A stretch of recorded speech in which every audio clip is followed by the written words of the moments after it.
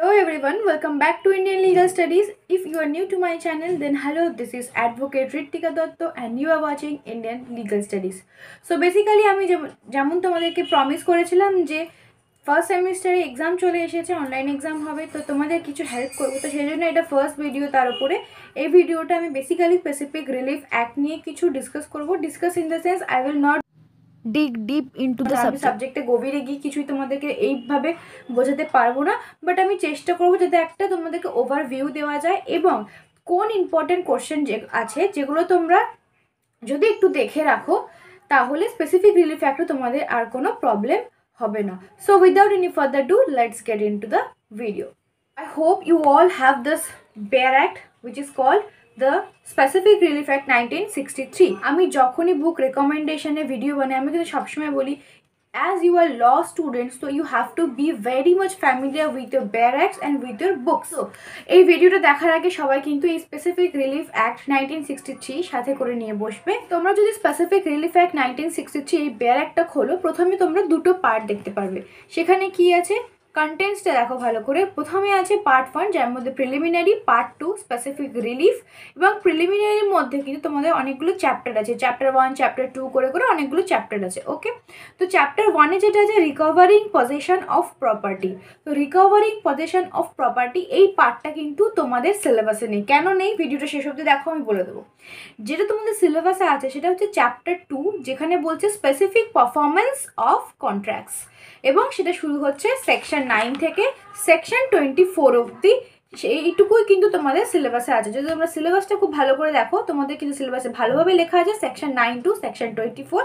এরপর যেটা আছে চ্যাপ্টার 3, যেখানে লেখা আছে রেকটিফিকেশন অফ ইনস্ট্রুমেন্টস, তারপর আছে রেসেশন অফ কন্ট্রাক্টস, তারপর আছে cancellation of instruments, then chapter 6 declaratory decrees, then আছে পার্ট 3 যেখানে বলছে প্রিভেন্টিভ রিলিফ। এই ওয়ার্ডটাকে পুরো হাইলাইট করে রাখো, যেটার নাম বলছে চ্যাপ্টার 3-তে প্রিভেন্টিভ রিলিফ। এর মধ্যে রয়েছে প্রথম চ্যাপ্টার যেখানে ইনজাংশনস জেনারেলি, তারপরে বলছে perpetual ইনজাংশনস।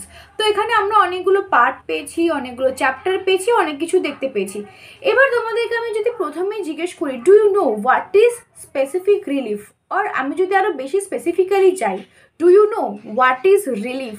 Basically specific relief act, এই অ্যাক্টটা কেন তোমাদেরকে পড়তে হয়, জানতে হয়। তো সাপোজ তোমরা সবাই ইন্ডিয়ান কন্ট্রাক্ট অ্যাক্ট পড়েছো, সেখানে কন্ট্রাক্ট কীভাবে তৈরি হয়, কটা পার্টি থাকে, পার্টিরা কীভাবে লায়াবল যখন তারা কন্ট্রাক্ট তৈরি করে ফেলে, এগুলো তোমরা সবাই জানো। এবং তার সাথে সাথে তোমরা এটাও পড়েছো ব্রিচ অফ কন্ট্রাক্ট, রাইট?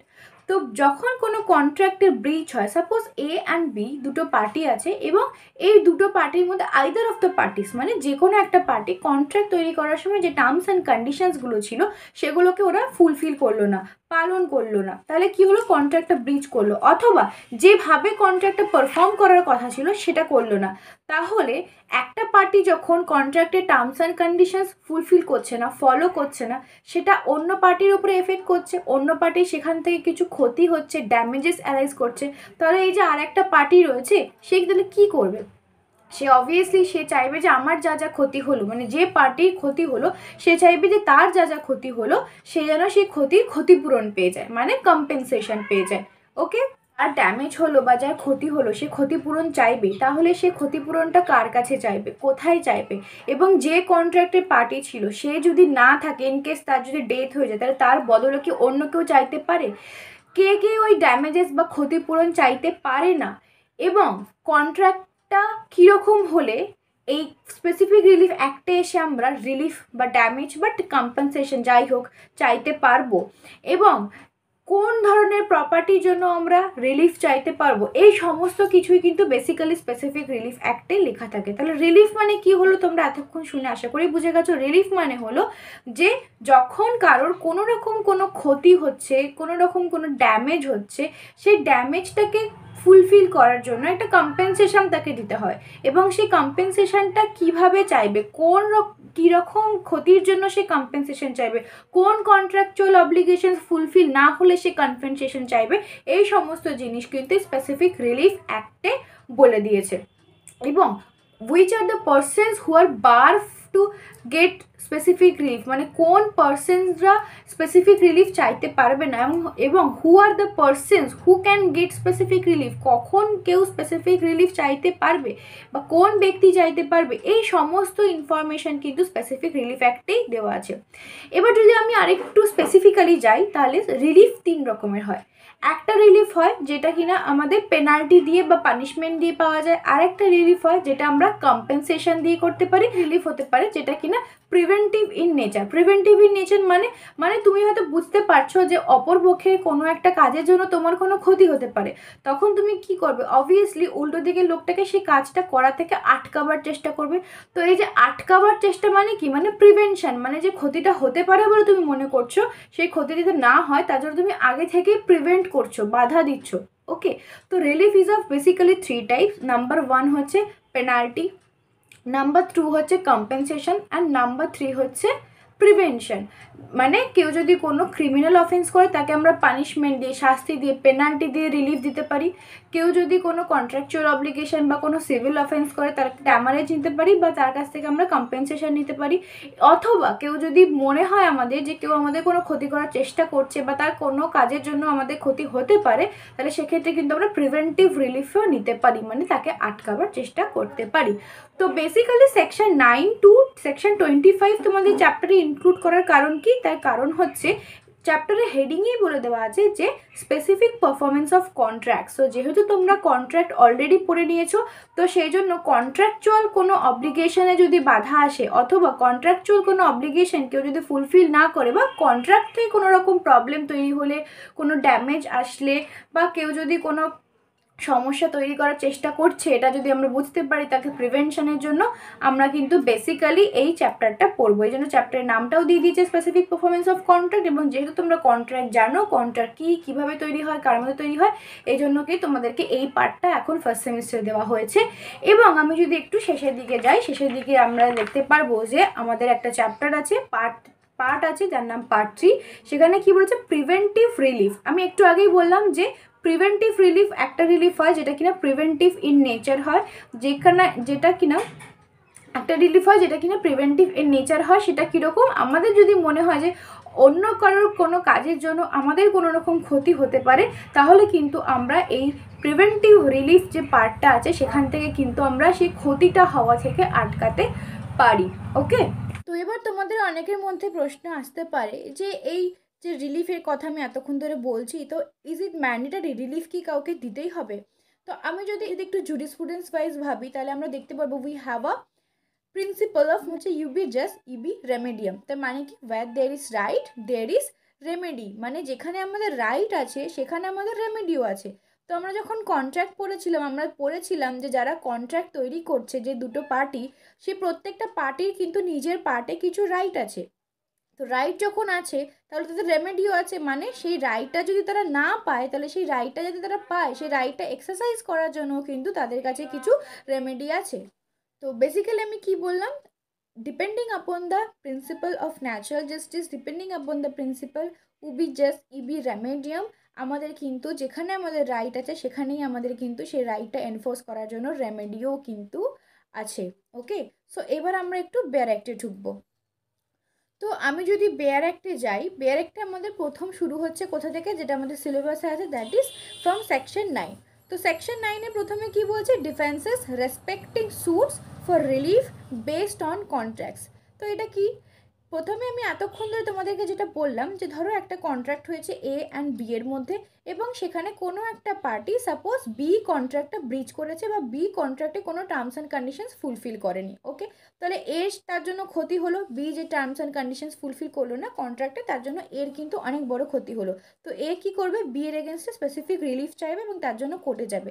এবার ও যখন কোর্টে যাবে তখন কোর্ট কিন্তু শুধুমাত্র এর কথাই শুনবে না, কিন্তু বি এর কথাও শুনবে। কেন, বিকজ বি কেন কন্ট্রাক্ট পারফর্ম করতে পারেনি, বির কী কী অসুবিধা হয়েছিল, বির আদৌ কোনো অসুবিধা হয়েছিল কিনা, এবং কোনো এমন গ্রাউন্ড ছিল কি না যার ওপরে দাঁড়িয়ে ও কন্ট্রাক্টটা পারফর্ম করতে পারেনি, এই সমস্ত জিনিস কিন্তু কোর্ট শুনবে। এবং সেই জন্য এখানে সেকশন 9টা দেওয়া হয়েছে একটা ডিফেন্সিভ গ্রাউন্ড কার জন্য না ডিফেন্ডেন্টের জন্য। মানে ডিফেন্ডেন্ট এখানে কি হয়, যে কেস করে তাকে আমরা প্লেন্টিফ বলি, যার এগেনস্টে কেস করা হয় তাকে আমরা ডিফেন্ডেন্ট বলি।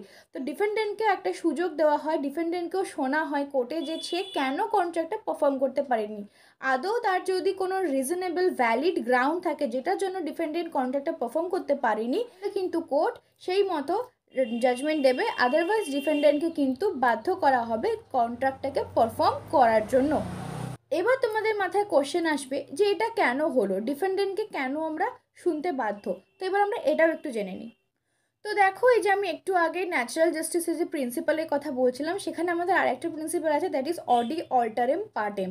তো অডি অল্টারেম পার্টেম মানে কি, মানে হচ্ছে both the parties of the suit must be heard. মানে একটা কেসে বা একটা স্যুটে সবসময় দুটো পার্টি থাকে, একটা প্লেন্টিফ একটা ডিফেন্ডেন্ট। তো প্লেন্টিফ কেস করেছে বলে, প্লেন্টিফের সাথে অন্যায় হচ্ছে বলে শুধুমাত্র প্লেন্টিফের কথা শুনি আমরা জাজমেন্ট দিয়ে দেবো, এটা কিন্তু হয় না। আমাদেরকে কিন্তু প্লেন্টিফ এবং ডিফেন্ডেন্ট দুজনের কথাই সমানভাবে শুনতে হবে এবং সমানভাবে শুনে তারপরেই কিন্তু আমরা জাজমেন্ট দেবো। তাহলে প্লেন্টিফের কথা শোনার পরে বা কখন, তাহলে ডিফেন্ডেন্টের কথা বেসিক্যালি আমরা কখন শুনবো? তো এখানে এই ছবিতে তোমরা দেখতেই পাচ্ছ যে একজন জাজ আছেন এবং একজন প্লিডার আছেন, এবং একজন বলছেন যে I am done with my facts your honour, এবং তখন ইয়োর অনার বলছে okay now I must hear the pleadings of the other party as well. তাহলে যে কেসটা ফাইল করেছে, মানে প্লেন্টিফ যখন কোনো কেস ফাইল করে, প্লেন্টিফের কথা আগে সম্পূর্ণ শুনে নেওয়া হয়। প্লেন্টিফের কথা যখন শোনা হয়ে যায় তারপর কিন্তু জাজ কী করেন, আদার পার্টি যে আছে কেসের মানে ডিফেন্ডেন্টের কথাও শুনে নেয়। কেন শুনে নেয়, যে ডিফেন্ডেন্ট এই অন্যায়টা করেছে সেটা সে স্বীকার করে কি না। যদি সে স্বীকার না করে তাহলে সে কি বলতে চায়, সে কেন বলতে চায় সে অন্যায়টা করেনি, এই সমস্ত জিনিস কিন্তু শোনা হয়। এবং শোনার পর এই দুটো পার্টি শোনার পর তার উপরে কিন্তু জাজমেন্টটা আসে। তো বেসিক্যালি স্পেসিফিক রিলিফ অ্যাক্ট করতে গেলে আমাদের কিন্তু এই দুটো প্রিন্সিপাল ভীষণভাবে মাথায় রাখতে হবে। প্রথম যেটা আছে সেটা হচ্ছে where there is right there is remedy, ubi just ইবি remedium, এবং নেক্সট হচ্ছে অডি অল্টারেম পার্টেম। সেকশন 9 তোমরা বেসিক্যালি দেখতেই পাচ্ছ এখানে কি বলেছে, defences respecting suits for relief based on contracts. মানে কন্ট্রাক্টে যে রিলিফ পাওয়ার কথা ছিল সেইটা যখন নিয়ে কোনো কেস হয়েছে, তাহলে যে ডিফেন্ডেন্ট আছে তার কি ডিফেন্স নেওয়ার আছে নিজের হয়ে, সেই আদৌ তার পাওয়ার আছে কি না, আদৌ সে ডিফেন্স নিতে পারে কি না, সেটাই কিন্তু সেকশন 9-এ বলে দিয়েছে। তো বলছে যে any ground available to the defendant. দেখো তোমরা এখানে দেখতেই পাচ্ছ ডিফেন্ডেন্টের কাছে যদি কোনো গ্রাউন্ড অ্যাভেলেবেল থাকে যেটা ও বলতে পারে নিজের হয়ে যে আমি এই কারণের জন্য কন্ট্রাক্টটা পারফর্ম করতে পারিনি, বা এই কারণের জন্য আমার ডিউটিস অ্যান্ড অব্লিগেশনসগুলো আমি ফুলফিল করতে পারিনি, যেগুলো কিনা ওর হয়ে ওর ডিফেন্সে কাজ করতে পারে, সেই গ্রাউন্ডগুলো কিন্তু ও কোর্টে আনতেই পারে। সেটাই হচ্ছে সেকশন 9 বেসিক্যালি বলছে। ওকে, তো এবার আমরা সেকশন 10 দেখবো। আমি কিন্তু প্রথমে বলেছি যে I will not dig deep into the subject, মানে আমি বেসিক্যালি সেকশন টু সেকশন পড়াবো না, আমি জাস্ট এখানে শুধু ইম্পর্টেন্ট কিছু সেকশন এবং ইম্পর্টেন্ট কিছু কোয়েশ্চেন তোমাদের জন্য বলে দেবো, যাতে তোমাদের একটা ওভারভিউ পেতে সুবিধা হয় অন স্পেসিফিক রিলিফ অ্যাক্ট। ওকে, তো সেকশন 10-এ তোমরা দেখতেই পাচ্ছ সেকশন 10 কি বলছে, substituted by specific relief amendment act 2018। তো আমি তোমাদের একটা কথা বলবো, তোমরা যদি খুব পুরনো বেয়ার অ্যাক্ট পড়ো, অনেকেরই হতে পারে সিনিয়রদের কাছ থেকে নিয়ে, দাদা দিদির কাছ থেকে নিয়ে বা লাইব্রেরি থেকে নিয়ে বেয়ার অ্যাক্ট পড়ছো, সেখানে কিন্তু দেখে নেবে যে সেকশন 10টা অনেক বড় এক্সপ্লেনেশন লেখা আছে কিনা। বেসিক্যালি সেকশন 10-এ যে হেডিংটা আছে সেটা হচ্ছে cases in which specific performance of contract enforceable. তো আমাদের সময় যে বেয়ার অ্যাক্টটা ছিল সেটা কিন্তু মোটামুটি একটা 8 পেজ মতো সেকশন 10টা এক্সপ্লেন করা ছিল, কিন্তু এখন সেকশন 10 কিন্তু 3 থেকে 4 লাইনে হয়ে গেছে। তো সেকশন 10 বেসিক্যালি অ্যামেন্ডেড হয়ে গেছে, এটা তোমরা একটুখানি দেখে নেবে। এবং স্পেসিফিক রিলিফ অ্যাক্টের কিন্তু অনেক সেকশনই অ্যামেন্ডেড হয়ে গেছে। তো আমি সবাইকে বলবো তোমরা কেউ পুরনো বেয়ার অ্যাক্ট কিন্তু স্পেসিফিক রিলিফ অ্যাক্টের জন্য পড়বে না। তো যখন সেকশন 10 পড়ছো, সেকশন 10 বেসিক্যালি কীরকম কোশ্চেন আসে, যে cases in which specific performance of contract enforceable, মানে কোন কোন কেসের ক্ষেত্রে আমরা স্পেসিফিক পারফরমেন্স অফ কন্ট্রাক্টটা এনফোর্স করতে পারি। তো সেইটার জন্য আমাদের সেকশন 10 পড়তে হবে, সেকশন 11 পড়তে হবে এবং সেকশন 14 পড়তে হবে। ফাইন, তাহলে এখানে ইম্পর্টেন্ট সেকশন কী কী হলো, সেকশন 10, সেকশন 11, সেকশন 14। এবার আরেকটা তোমাদের কোশ্চেন আসে যে হু মে অবটেন স্পেসিফিক পারফরমেন্স, মানে কোন কোন পার্সন স্পেসিফিক পারফরমেন্স অবটেন করতে পারে, নিতে পারে, সেটা কোন সেকশনে আছে, সেটা কিন্তু আছে সেকশন 15-এ যেখানে বলেছে যে এনি পার্টি দের একটু মানে যারা পার্টি আছে কন্ট্রাক্টে তারা করতে পারে, যাদের লিগাল রিপ্রেজেন্টেটিভ করতে পারে, যদি কোনো ম্যারেজের ডিসপিউট আসে যেখানে সেটেলমেন্ট অফ ম্যারেজ আসছে সেখানে সেই পার্টিও করতে পারে, অথবা সে যাদের মধ্যে বিয়ে হয়েছে তাদের ফ্যামিলি মেম্বার্স করতে পারে, রিভার্সনার্স ইন পজিশনস, রিভার্সনার্স ইন রিমাইন্ডার, এবং যদি কোম্পানি থাকে, দুটো কোম্পানি হয়তো আগে আলাদা ছিল, সেই দুটো কোম্পানি এখন অ্যামালগামেশন হয়েছে মানে নতুন কোম্পানি তৈরি হয়েছে, সেই নতুন কোম্পানি কিন্তু স্পেসিফিক রিলিফ অ্যাক্ট চাইতে পারে, অথবা কোনো কোম্পানি যদি কোনো পার্টনার নতুন করে জয়েন করে সে চাইতে পারে, বা কোনো কোম্পানি তৈরি হওয়ার আগে হয়তো কোনো প্রোমোটার ছিল সেই কোম্পানি যে কিনা ওই ইনফ্রাস্ট্রাকচার তৈরি করতে হেল্প করেছিল কোম্পানিতে, সেই কোম্পানি সেই প্রোমোটারও কিন্তু স্পেসিফিক রিলিফ অ্যাক্ট চাইতে পারে। আমি এই সেকশনে reversioner in possession, reversioners in remainder, promoter যখন কোম্পানি ইনফ্রাস্ট্রাকচার হচ্ছে তাহলে প্রোমোটারে কতটা পাওয়ার আছে, এবং যখন নতুন কোম্পানি তৈরি হচ্ছে দুটো কোম্পানি অ্যামালগেট করে তাদের কতটা পাওয়ার আছে, এই সমস্ত জিনিস কিন্তু পড়ার জিনিস। তো আমি এগুলো ডিপে বলতে পারবো না, একটা ছোট্ট ভিডিওতে এগুলো পসিবল নয়, তাই আমি আশা করবো তোমরা একটু এগুলো পড়ে নেবে। ওকে, তো সেকশন 15-এর পরে যে সেকশনটা সব থেকে বেশি ইম্পর্টেন্ট সেটা হলো সেকশন 16। সেকশন 16-এ কি বলছে, পার্সোনাল বার্স টু রিলিফ, মানে কোন পার্সন কন্ট্রাক্টটা নিজের ফেভারে এনফোর্স করতে পারবে না এবং কখন করতে পারবে না। তো বেসিক্যালি এই জিনিসগুলো তোমরা একটুখানি দেখে নেবে। এরপরে তোমাদের জন্য আরও একটা ভীষণ ভীষণ ভীষণ ইম্পর্টেন্ট, যেখান থেকে প্রত্যেক বছর অফলাইন অনলাইন যাই এক্সাম হোক না কেন প্রচুর কোশ্চেন আসে, সেটা হচ্ছে preventive relief, that is part 3। Part 3-তে আমাদের কোন সেকশন পড়তে হবে, সেকশন 36 থেকে সেকশন 42 পর্যন্ত, যেখানে কি বলছে, ইনজাংশনের কথা বলছে। তো ইনজাংশন বেসিক্যালি কি, injunction is nothing but A order of court বা ডাইরেকশন অফ কোর্ট, যেটা কাকে দেওয়া হয়, একটা পার্টিকুলার পার্টিকে দেওয়া হয় to do something or abstain from doing something, মানে কিছু কাজ করতে বলা হয় যেটা কোর্ট অর্ডার করে যে তাকে করতেই হবে, অথবা বলা হয় যে তুমি এই কাজটা করো না, এই কাজটা করা থেকে বিরত থাকো। সো বেসিক্যালি তোমাদের যে এই পার্ট থেকে যে কোশ্চেনগুলো আসবে, যে what is injunction, what is perpetual injunction, what is mandatory injunction, what is permanent injunction, okay, so what is temporary injunction, এবং আরও যে কোশ্চেনগুলো আসে সেটা হচ্ছে ওয়েন কোর্ট রিফিউজ ইনজাংশনস এবং injunction to perform negative agreements. তো বেসিক্যালি সেকশন 36 থেকে 42 অবধি কিন্তু ভীষণ ইম্পর্টেন্ট এবং খুব ভালো করে পড়তে হবে। তাহলে আমি যদি পুরো ভিডিওটা কনক্লুড করি এবং এক্সামের জন্য ইম্পর্টেন্ট পার্ট যদি বলি, যে কোন পার্টটুকু পড়ে গেলে স্পেসিফিক রিলিফ অ্যাক্ট থেকে তোমরা প্রয়োজনীয় যেটুকুনি প্রয়োজন অ্যাটেম্প করতে হয় সেটুকুনি কিন্তু করতে পারবে। তো বেসিক্যালি এক্সামে 16 marks to 20 marks specific relief act আসে, এবং সেখানে কিন্তু দুটো কোশ্চেন ম্যান্ডেটারি একটা অ্যাক্ট থেকে আসবে। বেসিক্যালি একটা আসে যেটা কিনা ইনজাংশনের পার্ট থেকে আসে, আর একটা যেখানে জিজ্ঞেস করা যায় যে what is specific relief act, who May obtain specific relief act, okay, what are the who can not obtain specific relief act, এই ধরনের কিছু কোশ্চেন আসে, যেগুলো কিন্তু ওই প্রথম যে পার্ট আমি সেকশন 10, 11, 14, 12, 15, 16 বললাম ওই পার্টগুলো থেকে বেসিক্যালি এসে থাকে। ওকে, এবং আর একটা যে পার্ট আসে সেটা হচ্ছে ইনজাংশনে যদি তুমি 36 থেকে 42 অবধি খুব ভালো করে পড়ে যাও, অফলাইন অনলাইন যে এক্সামে হোক না কেন এগুলো কিন্তু চলে আসবেই। সেখানে কী কী আসে, what is injunction, what kinds of injunction, what is permanent injunction, what is temporary injunction, অথবা what is mandatory injunctions, when court can refuse injunction to perform negative agreements।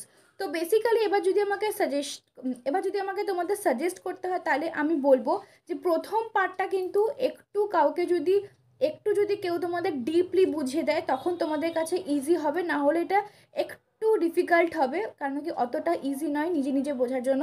তো আমি তোমাদের সবাইকে বলবো যে তোমরা অনলাইন হোক অফলাইন হোক যারা দুটোই পারবে, মানে প্রথম পার্টটা সেকশন 9 to 25 প্রিপেয়ার করতে পারবে তারা তো করবেই, এবং যাদের পক্ষে সম্ভব হবে না প্রথম পার্টটা এক্সামের জন্য প্রিপেয়ার করা, তারা কি করবে, ইনজাংশনের পার্টটা খুব ভালো করে পড়ে যাও সেকশন 36 থেকে 42। ওখানে basically what is injunction, what is what is injunction, what is mandatory injunction, what is temporary, what is perpetual injunction, আমি অনেকক্ষণ বললাম কী কী কোশ্চেন আসতে পারে, সেই কোশ্চেনগুলোই আসবে। অথবা আরেক রকমভাবে জিজ্ঞেস করতে পারে what are the preventive reliefs granted by specific relief act, সেক্ষেত্রেও কিন্তু section 36 to 42 this are the sections very important, online exam হোক অফলাইন এক্সাম হোক। এই ইনজাংশনের পার্টটা যে পড়ে যাবে, ইনজাংশনটা কিন্তু খুব ইজি, তার জন্য স্পেসিফিক রিলিফ অ্যাক্ট কোনো রকমভাবে ডিফিকাল্ট হবে না। অনেক সময় কন্ট্রাক্টে কী আছে, গ্রুপ এ গ্রুপ বি করে কোশ্চেন আসে, গ্রুপ এ থেকে কন্ট্রাক্ট, গ্রুপ বিতে থেকে স্পেসিফিক রিলিফ অ্যাক্ট, এবং স্পেসিফিক রিলিফ অ্যাক্ট থেকে একটাই কোশ্চেন অ্যাটেন্ড করতে হয়। এই জন্য আমি বললাম অনলাইন অফলাইন যাই হোক না কেন সেকশন 36 থেকে 42 খুব ভালো করে পড়ে যাও, কোনো প্রবলেম হবে না। অ্যান্ড প্রিভিয়াস ইয়ারে কোশ্চেন পেপারটা একটু দেখে যাবে যে এই স্পেসিফিক রিলিফ অ্যাক্ট থেকে ইনজাংশনের পার্ট থেকে কী কী কোশ্চেন আসছে। সো আই হোপ তোমাদের জন্য একটু ইজি করে দিতে পারলাম স্পেসিফিক রিলিফ অ্যাক্ট এবং ইন্ডিয়ান কন্ট্রাক্ট অ্যাক্ট এবং হিন্দু ল তোমাদের চাই কিনা ভিডিও, এই ভিডিও নিচে কমেন্ট করে জানাও। ভিডিওটা শেয়ার করতে একদম ভুলো না, বন্ধুদের সাথে অবভিয়াসলি শেয়ার করবে, চ্যানেলটা সাবস্ক্রাইব করবে এবং ভিডিওতে লাইক করবে, বিকজ তোমরা সাবস্ক্রাইব করলে কমেন্ট করে জানালে কেমন হলো আমি অনেক মোটিভেশন পাই এবং তোমাদের জন্য আরও এরকম ভিডিও বানাতে আমার অনেক ইচ্ছা করবে। তো please do comment, share, subscribe my channel.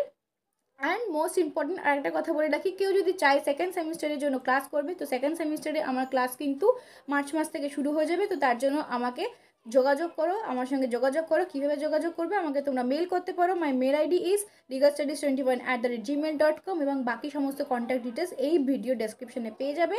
So আর কিছু বলার নেই। That's all for now, will see you all on my next video. Till then, bye by.